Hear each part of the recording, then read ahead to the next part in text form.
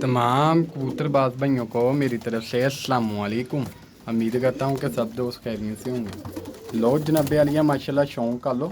10 piece जोड़े वाले सामने टैडी मादी है और टैडी गराज च कबूतर ठीक हो गया। जोड़े वाले कबूतर है सियाल कुट्टन मादी है।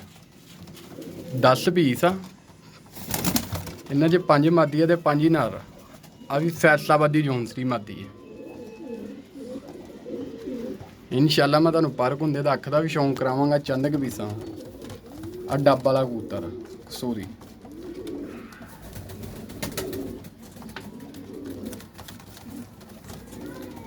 10 कबूतर आ 5 जोड़े आ टोटल।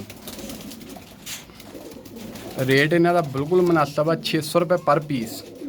10 पीस आ 10 दे 10 ही मिलने। लोकेशन अपनी फैसलाबाद आ। नाम मेरा शाहल कारगोवाल पाकिस्तान। उसके अलावा पैसे होंगे ठीक हो गया कारगो दे।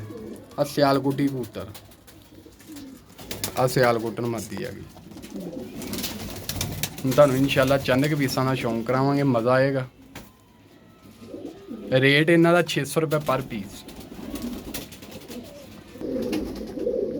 लो जनाब मद्दी दी अख देख लो माशाल्लाह हल्का जिहा डोरा ठीक हो गया। टैडन मद्दी है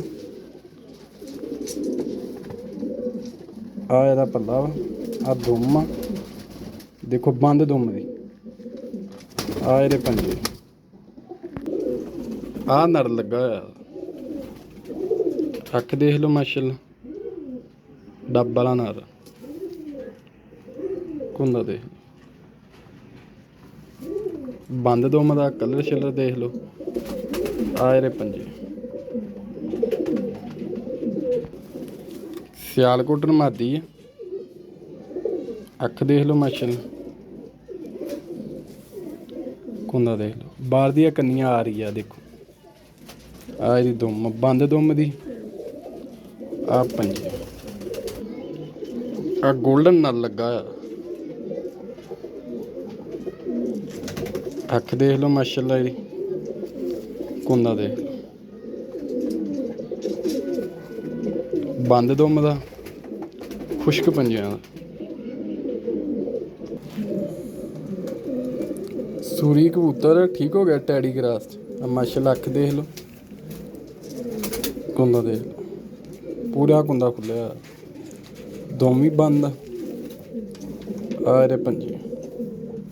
मेरी मादी का भी तुहानूं शौक करावांगे। आ मादी लगी हुई ठीक हो गए। अख देख लो एहदी माशाल्लाह आ फिरोजपुरियां जो बनी हुई आ कुंदा देख छोटी दुम आ एहदे पंजे पर कुंदे दा अख दा भी शौक कराता। जेह्ड़े भरा नूं पसंद होना मेरे नाल राबता भी कर लवे चाहे वट्सअप ते कर ले चाहे कॉल ते कर ले। ये टोटल 10 पीस आ 5 मादी आ 5 नर।